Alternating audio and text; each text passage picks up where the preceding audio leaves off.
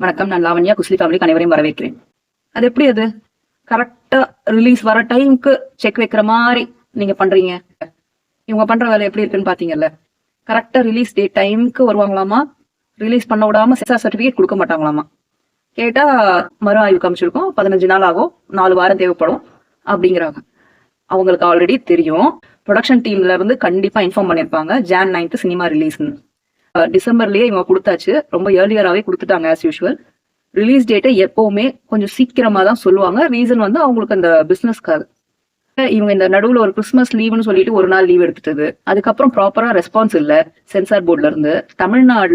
தமிழ்நாடு சைட்ல இருக்கிற censor board actually respond பண்ணல. 5 பேர்ல ஒருத்தர் ஒரு பிரச்சனை பண்ணிருக்காரு. புகார் வந்ததுன்னு சொல்றாங்க. அதே போல இதுல இருக்கிற ஒரு நபர் தான் சென்ட்ரல்ல இருக்கிற சென்சார் போர்டுக்கு இன்ஃபர்மேஷன் அமைச்சிருக்காரு, அதாவது கம்ப்ளைண்ட் அமைச்சிருக்காரு, இதெல்லாம் பிரச்சனையா இருக்கு அப்படின்னுட்டு. இந்த மாதிரி எந்த படத்துக்கு கொடுத்து நம்ம பார்த்திருக்கோம் சொல்லுங்க? ஆனா தலைவர் விஜய் அவர்களுடைய படம் நான் மட்டும் கரெக்டா எங்க இருந்து மூக்குல வேர்த்துக்கிட்டு வந்துருவாங்கன்னே தெரியல. முதல் நாள் கேஸ் நடக்கும்போது ஏன் 9ஆம் தேதி தான் வைக்கணுமா, 10ஆம் தேதி தள்ளி போடக்கூடாதான்னு கேக்குறாங்க கேள்வி. அடுத்த நாள் பாத்தீங்கன்னா என்ன கேள்வி வருது? இது வந்து இந்த கேஸே நிக்காதுங்க, இந்த கேஸ் எங்க போட்டீங்கன்னு சென்சார் போர்டு கேள்வி கேட்கறாங்க. சென்சார் போர்டு உடனே என்ன பண்றாங்க, எங்களுக்கு வந்து எல்லா ரைட்ஸும் இருக்கு, சென்ட்ரல்ல இருக்கிற சென்சார் போர்டுக்கு எல்லா உரிமையும் இருக்கு, இதுல வந்து கோர்ட்டே தலையிட முடியாதுன்ற மாதிரி பேசுறாங்க. தலைவர் விஜய் அவர்கள் நடிகர்கள்ல யாரையுமே எதிரியா பார்த்தது கிடையாது. யாரையுமே வந்து இவங்க நமக்கு எதிரி, இவங்களை அடிச்சுட்டு தான் நம்ம வளரணும்னு நினைச்சது கிடையாது. ஆனா இப்ப இருக்கிற நடிகர்கள் கரெக்டா சிவகார்த்திகேயனோட படம் 10ஆம் தேதி ரிலீஸ் ஆகுது, இது 9ஆம் தேதி ரிலீஸ்னும் போது இதுக்கு பண்ணும்போது யார வந்து நம்ம கை காட்டுவோம் சொல்லுங்க? இன்னைக்கு கோர்ட்ல ஆர்குமெண்ட் போகும்போது சென்ட்ரல் கவர்மெண்ட்க்கு இதுக்குள்ள என்ன வேலை? இப்ப யாராவது இதுக்கு முன்னாடி வரைக்கும் பிஜேபிக்கு பி டீம் டிவிக்கே வந்து பிஜேபிக்கு பி டீம் சொன்னவங்க மூஞ்ச கொண்டு போய் என்ன பண்ணுவாங்கன்னு தெரியல. டீம்ல அந்த ஒன்றிய அரசு தான் செய்யற வேலை. இதெல்லாம் எவ்வளவு கொந்தளிச்சு போயிருக்காங்க தெரியுமா ரசிகர்கள்லாம். இதுல ஒரு ரசிகர் உட்கார வச்சு பக்கத்துல பேரரசு இன்னும் சில பேர்லாம் உட்காந்துருக்காங்க. அவர் வந்து டைஹார்ட் ஃபேன் போல இருக்கு விஜய்க்கு. அவர் பேர் எனக்கு தெரியல, உங்களுக்கு தெரிஞ்சதுன்னா மென்ஷன் பண்ணுங்க. அவர் வந்து எல்லா இடமும் போயிட்டு எல்லா இடத்துலயும் விஜய் படம் பாக்குறவர் போல இருக்கு. அவர் பேசுறதை வச்சு நான் சொல்றேன். அவரை கேள்வி கேட்கும்போது அவரை நாக் அவுட் பண்ணணும்னு ஒரு ரிப்போர்ட்டர் வந்து கேள்வி கேட்டுக்கிட்டே இருக்காரு. அது யாருன்னு அஜித் ஃபேனாமா. நான் சொல்றேன், தயவு செய்து இது வந்து அஜித் ஃபேன்ஸ் அஃபென்ஸ் ஆகாதீங்க. அவர் அஜித் ஃபேனே கிடையாது. அவர் அந்த ரிப்போர்ட்டர் இதை வச்சு ஒரு கேம் பிளே பண்ணணும், இதை வச்சு ஒரு கான்ட்ரவர்சி ஆக்கணும், இங்க ஒரு பிரச்சனை உண்டு பண்ணணும், இதை வச்சு ஒரு டாக் கொடுக்கணும், ஒரு ஆர்குமெண்ட் கொடுக்கணும்ன்றதுக்காக தல அஜித் அவர்களுடைய பேரை யூஸ் பண்ணிக்கிறாங்க நிறைய பேர். தயவு செய்து அஜித் ரசிகர்கள் இது நல்லா தெரிஞ்சுக்கணும். நான் அஜித் ஃபேன்னு சொல்லிட்டு அஜித் ஃபேனா இல்லாதவங்க கூட வாண்டடா யாரெல்லாம் விஜய் அவர்களுக்கு ஆப்போசிட் அவங்க வாண்டடா அஜித் ஃபேன் சொல்றது, இது வந்து இதுல மட்டும் புதுசு கிடையாது. நிறைய ஊடகங்கள் பாத்தீங்கன்னா நம்ம டிவிக்கு எதிராக திமுக ஆதரவா பேசுற ஊடகங்களுக்கு நான் அஜித் ஃபேன் சொல்லி பேசுறவங்க பல பேர் இருக்காங்க. ஒரு இன்டைரக்ட் ஒரு ஆள் இருக்காரு, நம்ம இது லாஸ்ட் வீடியோல போட்டிருக்கோம்.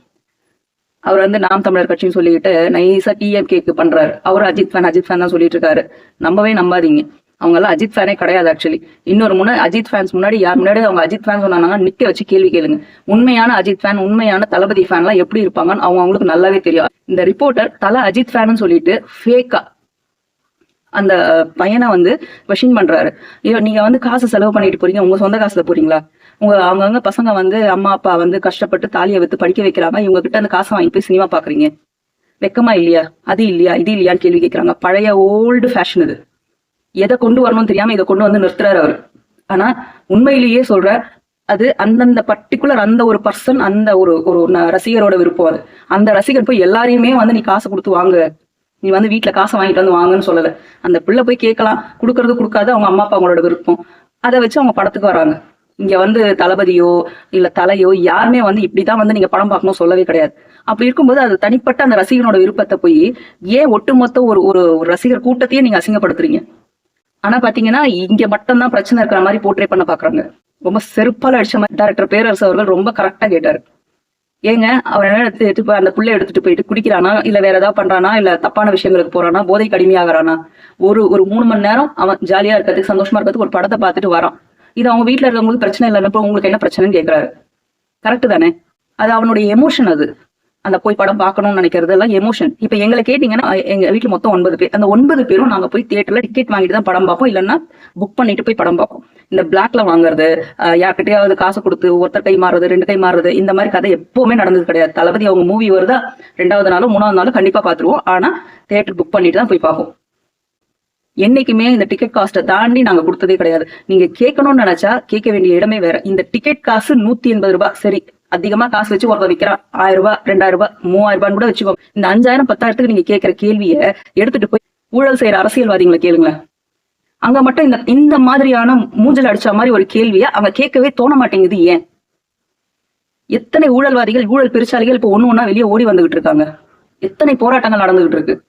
இதுக்கெல்லாம் வரமாட்டாங்க. ஆனா அது எப்படிதான் தளபதி ஃபேன் அசிங்கப்படுத்தணும்னா கரெக்டா வந்து நிக்கிறாங்க பாருங்க. இந்த மாதிரி சில நிருபர்களால ஒட்டுமொத்த எல்லா நிருபர்களுக்குமே கெட்ட பேர் வரும். எந்த பக்கமும் இல்லாம நடுநிலையா நின்னு கேள்வி கேட்கணும்ன்றதுதான் ஜேர்னலிசம். அதை இப்ப யார் ஃபாலோ பண்றா?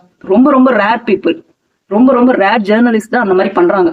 ஆல்ரெடி சேனல்ஸ்ல வந்து டிபேட் ஆரம்பிச்சாச்சு. ஜனநாயகம் ரிலீஸ் ஆகுமா ஆகாது இப்படி எல்லாம் உட்காந்து டிபேட் ஆரம்பிச்சுட்டாங்க.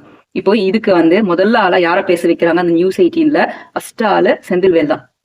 அந்த அண்டா வாயன் யார் பேர் வச்சாங்களோ, ஆனா உண்மையிலேயே வாயை திறந்தாலே பொய் அவ்வளவு பொய்ய கொட்டுறாரு. அண்டாவா பொய்ய கொட்டுறாரு. அவர் சொல்றாரு பிஜேபியும் விஜயும் 2 பேரும் சேர்ந்து ஆடுற நாடகம் இது. அதனாலதான் இந்த மாதிரி எல்லாம் கோர்ட்ல கேஸ் போட்டுட்டு போற மாதிரி அப்படி இப்படி வேலை கட்டுறாங்க. இவங்களுக்குள்ள இந்த மாதிரி பண்ணாதான் அவருடைய கடைசி படம்ன்றதால இதை ஹைப்பை கிரியேட் பண்றதுக்கு இந்த வேலையை பண்றாங்க. அடுத்து இன்னொரு விஷயம் என்ன சொல்றாருன்னா, சுமாரா தான் இருக்குது அந்த பகவந்த் கேசரி, அதோட ரீமேக் தான் இது. அப்ப இதுவும் சுமாரா தான் இருக்கும், அந்த அளவுக்கு எல்லாம் ஒண்ணுமே இல்லை அப்படின்னு ஆட்கள் சொன்னாங்களா? நான் பழைய வீடியோலயே சொன்ன பகவந்த் கேசரி நிஜமாவே நல்லாதான் இருக்கு. அவரை பாலகிருஷ்ணான்னு ஒரு முத்திர குத்தி ஒரு ட்ரால் மெட்டீரியலா பார்க்காம ஒருத்தர் நடிச்சிருக்காரு. அந்த படம் எப்படி இருக்குன்னு போய் பார்த்தா இங்க நிக்கும். நிஜமாவே நல்ல ஒரு படம் தான் அது. என்ன ஃபைட் எல்லாம் ஓவர் எக்ஸாஸ்ட்ரேட்டடா இருக்கு, பட் இட்ஸ் ஓகே. பட் நம்ம அது படத்துல ஹீரோக்கள் பண்ற விஷயங்கள் தான் அது. அவ்வளவுதான். ஜஸ்ட் போய் பார்த்துட்டு கொஞ்ச நேரம் நம்ம என்ஜாய் பண்ணிட்டு வர மூவியா தான் நம்ம இதை பார்க்கணும். இதை உட்காந்து ஓவரா டீகோட் பண்ணிட்டு இருக்க வேண்டிய அவசியமே கிடையாது. இதை வந்து தமிழக வெற்றி கழகம், அதாவது தலைவர் விஜய் அவர்களும் பிஜேபியும் சேர்ந்து ஆடுற நாடகம்னு சொல்றாருல்ல. இந்த மாதிரி நாடகம் ஆடுற வேலைகள் எல்லாம் யார் பண்றாங்களோ அவங்களுக்கு தான் தெரியும். நான் திரும்பியும் சொல்றேன், பாம்பின் கால் பாம்பரியும். தப்பு பண்றவங்களுக்கு தான் இந்த தப்பை பத்தி தெரியும். இந்த மாதிரி கேம் ஆடுறது, ஒருத்தர் கூட டைப் பண்ணிட்டு கேம் ஆடுறது, இந்த மொல்ல மாதிரி தனம் பண்றதெல்லாம் தமிழக வெற்றி கழகத்தை கிடையாது. பண்றவங்களுக்கு தான் இந்த மாதிரி புத்தி வரும். இப்ப உங்க வாயில இருந்து இது வருதுன்னா உங்க திமுக இதை பண்ணுதான்னு நீங்க தான் பதில் சொல்லணும். தமிழக வெற்றி கழகம் இதுக்கு பதில் சொல்ல வேண்டிய அவசியமே கிடையாது. கேம் ஆடுறவங்களா இருந்தா எப்பயோ போயிட்டு ஓப்பனா நாங்க போய் ஜாயின் பண்ணிக்கலாமே. டீம் டைப் பண்ணா விஜய் தான் அடுத்த சிஎம்ன்றது டிஃபால்ட்டே வந்து நின்றுடுமே. ஆனா அது கோல் கிடையாதுன்றது எல்லாருக்குமே, இங்க இருக்கிற மக்களுக்கு, தமிழக வெற்றி கழகத்துல இருக்கிற தொண்டர்களுக்கு நல்லாவே தெரியும். ஆனா ஆதி காலத்துல 99ல பிஜேபியை உள்ள கொண்டு வந்ததே இதே கலைஞர் கருணாநிதியோட ஆட்சி தான். இந்த அண்டாவேல் வந்து அப்பயே வந்து பேசியிருக்கணும்ல, ஐயோ பிஜேபி கூட வைக்க கூடாது அதெல்லாம். அப்ப எங்க போச்சு இந்த அண்டாவேல் எனக்கு தெரியல. இவர் கேட்கிற கேள்வி என்னன்னா, இந்த தணிக்கை குழு இது வரைக்கும் சர்டிபிகேட் தரலன்றதை வச்சு ஏன் யாருமே கொஸ்டின் பண்ணல? ஏன் கொஸ்டின் பண்ணலையா? இன்டர்வியூவே கொடுத்துட்டாரு சிடி நிர்மல்குமார் அவர்கள். இது யார் பண்ற வேலைன்னு எல்லாருக்குமே நல்லா தெரியும், நாங்க எப்படி இருந்தாலும் இதை வாங்கிடுவோம் அப்படின்னு சமீபத்துல ஒரு இன்டர்வியூவே தெளிவா கொடுத்து வச்சிருக்காரு. இதுக்கு மேல உங்களுக்கு என்ன பண்ணணும்? என்னதான் பண்ணாலும் பண்ணலன்னு சொல்றதுக்கு உங்ககிட்ட வாய் மட்டும் தான் இருக்கு, ஆனா எங்ககிட்ட ப்ரூஃபே இருக்கு. அதுல ஒரு பத்திரிகையாளர் ரொம்ப அழகா சொன்னார். ஆக்சுவலி இதே டிஸ்கஷன் தான் எனக்கும் என் ஹஸ்பண்டுக்கும் போயிட்டு இருந்தது. அவர் சொன்ன விஷயம் என்னன்னா, இதுல பிஜேபியோட கை இல்லைன்னு சொன்னா சின்ன குழந்தை கூட நம்பாருன்னு சொல்றாரு. உண்மைதான். இதைத்தான் நாங்க பேசிட்டு இருந்தோம். ஏன்னா காஷ்மீரி ஃபைல்ஸ்ன்ற படமும் கேரளா ஸ்டோரின்ற படமும் இதுல நிறைய மதம் சம்பந்தப்பட்ட விஷயங்கள் இருக்கு. இதை வந்து ஆதரிக்கும் அந்த கட்சிகள் ஏன் இதுக்கு மட்டும் எதிரா இருக்கு? இதுதான் தெளிவா தெரிய வேண்டிய விஷயம். இப்போ இது நேஷனல் லெவல் எந்த ஒரு படத்துக்குமே சென்சார் போர்ட் செய்யாத ஒரு விஷயத்த தலைவர் விஜய் அவர்களுக்கு மட்டும் செய்யுது அப்படின்னா அது ஒரு பெரிய விஷயம் இருக்குன்றதுதான் நாங்க யோசிக்கிற மாதிரி இருக்கு.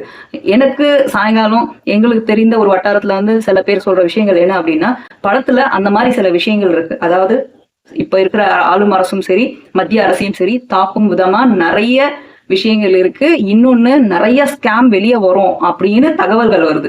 அதெல்லாம் வெளியே வந்தா பெரிய பெரிய பெரிய கட்சிகள் எல்லாம் ஆட்டம் கண்டுடும். அந்த மாதிரியான விஷயங்கள் எல்லாம் இருக்கு உள்ள. நீங்க பயப்படுற பயம்தான் தமிழக வெற்றி கழகத்தின் வெற்றி. தெளிவா தெரியுது. மக்கள் எல்லாருமே வந்து பார்த்துக்கிட்டு தான் இருக்காங்க. எல்லா இடத்துலயுமே நியூஸ் ஜனநாயகன் மட்டும்தான் இருக்கு. இன்னொரு படம் யார் வாயிலுமே வரல.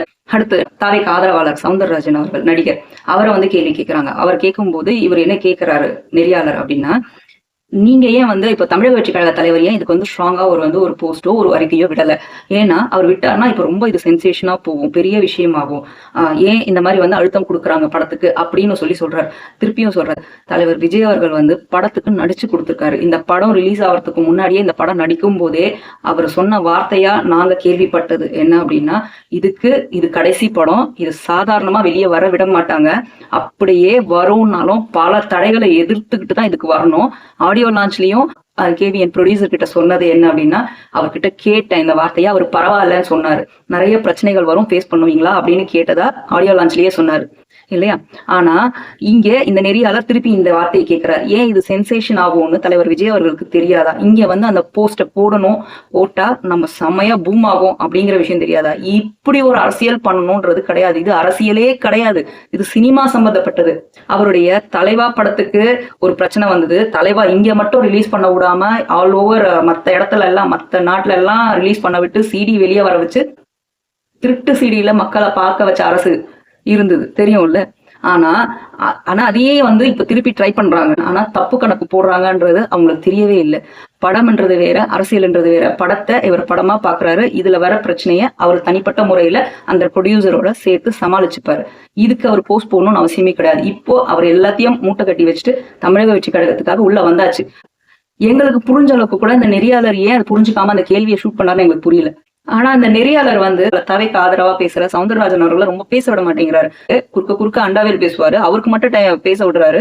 சவுந்தரராஜன் கொஞ்சம் இருங்க உங்களுக்கு டைம் தரேன், கொஞ்சம் இருங்க உங்களுக்கு டைம் தரேன்னு சொல்லிட்டு இருக்காரு. அதே போல இவர் கேட்கிற, அதாவது அண்டாவேல் கேட்கிற கேள்விகளுக்கு இவர் சவுந்தரராஜனை பதில் சொல்லுன்னு சொல்றாரு. ஆனா சவுந்தரராஜன் ஒரு பதில் அளிக்கும் போது அவரை வந்து திருப்பி கிராஸ் கொஸ்டின் தான் பண்றாரே தவிர முழுசா வந்து சொல்ல விட மாட்டேங்கிறார். இது எந்த வகையில ஊடக தர்மம் எனக்கு தெரியல.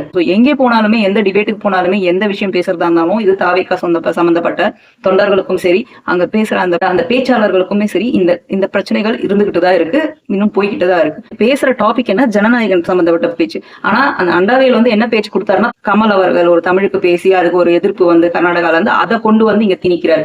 இதுக்கு ஏன் அவர் கொடுக்கலன்னு. இங்க வந்து இந்த டைம்ல நெறியாளர் வந்து இது வந்து ஜனநாயகம் சம்பந்தப்பட்ட டாப் போயிட்டு இருக்கு, இது வேற டாபிக் வேற இடத்துல பேசிக்கலாம் அப்படின்னு ஏன் கண்ட்ரோல் பண்ணல? தமிழக வெற்றி கழகத்து சைட்ல இருக்கு அவங்களுடைய நியாயமான கோரிக்கைகளை, வார்த்தைகளை, பேச்சுக்களை கேட்க விடாம மக்கள் இதை கேட்டாங்கன்னா எங்க மனசு மாறிடுவாங்களோன்னு பயம் போல. தமிழிசை அம்மா கிட்ட இன்டர்வியூ கேட்கறாங்க. இது வந்து விஜய் அவங்களுடைய கடைசி படமாச்சே, இதுக்கு போய் சென்சார் போர்டு இவ்வளவு வந்து இதுல வந்து பிஜேபியோட கை இருக்கா அப்படின்ற மாதிரி கொஸ்டின் வந்து கேட்கறாங்க தமிழிசை அம்மா கிட்ட. அதுக்கு தமிழிசை அம்மா சொல்றாங்க, கடைசி படமா? அப்படியா, எனக்கு தெரியல. இங்க ஃபெயில் ஆயிட்டாருன்னா, அதாவது அரசியல்லையாமா, அரசியல்ல ஃபெயில் ஆயிட்டா திருப்பி அதான் ஃபர்ஸ்ட் படம், திருப்பி போய் நடிக்க போறாரு. அப்புறம் என்ன அப்படின்னு இதே வாய் கொஞ்ச நாள் முன்னாடி என்ன பேச்சு, தம்பி விஜய்னு பேசிச்சா இல்லையா? வேரியேஷன் மக்களுக்கு புரியாம கிடையாது. மக்கள் வந்து ஒரு விஷயத்தையும் இப்ப பேசுறவங்க ஒரு அரசியல்வாதியும் கூர்ந்து கவனிச்சுட்டு தான் இருக்காங்க. அவங்க வாயில இருந்து வர வார்த்தைகள் பாத்தீங்கன்னு வச்சுக்கோங்களேன், ஒரு நாள் ஒரு மாதிரி இருக்கும். அம்மானா அம்மா தான் கூப்பிடுவோம், அப்பானா அப்பா தான் கூப்பிடுவோம். ஒரு நாள் அம்மானும் ஒரு நாள் அத்தைனும் கூப்பிட போறது கிடையாது. ஆனா இவங்க ஒரு நாள் வந்து தம்பி விஜய்னுவாங்க, ஒரு நாள் வந்து அப்படியா விஜய் அப்படி சொன்னாரா, அப்படிலாம் தெரியலையே அப்படின்ற மாதிரி வேற வேரியேஷன்ல பேசுறது. உண்மை என்னன்னா, கூட்டணிக்கு கூப்பிட்டு இருந்தவங்க தான் பல ஆயிரம் கோடிகள் பேரம் பேச ட்ரை பண்ணாங்க. ஆனா அதுக்கு தலைவர் விஜய் அவர்களிடம் கொடுக்கவே இல்லை. ஏன்னா அவர் ஆரம்பத்துல இருந்து சொன்ன ஒரு விஷயத்துல ஸ்டிக் ஆயிருக்காரு. அவர் சொன்ன ஒரே விஷயம், அரசியல் எதிரி திராவிட முன்னேற்ற கழகம், கொள்கை எதிரி பாரதிய ஜனதா கட்சி. தெளிவா இருக்காரு. கடைசியா ஒண்ணு சொல்லிக்கிறது, நிறுத்தணும்னு நினைக்கிறீங்களா, 9ஆம் தேதி நிறுத்திட்டா சந்தோஷமா இருப்பீங்களா, முடிந்த அளவுக்கு தீர்ப்பு சொல்ல பாக்குறேன்ற மாதிரி தான் நீதிபதி சொல்லியிருக்காரு. தீர்ப்பு வருமா வராதான்றது 9ஆம் தேதி தான் தெரியும். அப்படியே தீர்ப்பு வந்தால் அன்னைக்கு மத்தியானம் சாயங்காலம் மேல படம் ரிலீஸ் ஆகும். தீர்ப்பு வரலன்னா தள்ளி போகும். பரவாயில்ல, நாங்க வெயிட் பண்றோம். எவ்வளவு நாள் ஆனாலும் வெயிட் பண்ணி நாங்க அந்த படம் பார்க்க ரெடி தான். எங்க வீட்டுக்கார சாயங்காலம் அந்த நியூஸ் பார்த்துட்டு சொன்னதுதான், பரவாயில்லப்பா, எப்ப ரிலீஸ் பண்றாங்களோ ஜனநாயகன் அப்பதான் எங்களுக்கு பொங்கல், அது வரைக்கும் எங்களுக்கு பொங்கல் கிடையாது. மேலும் பேசுவோம். நன்றி, வணக்கம்.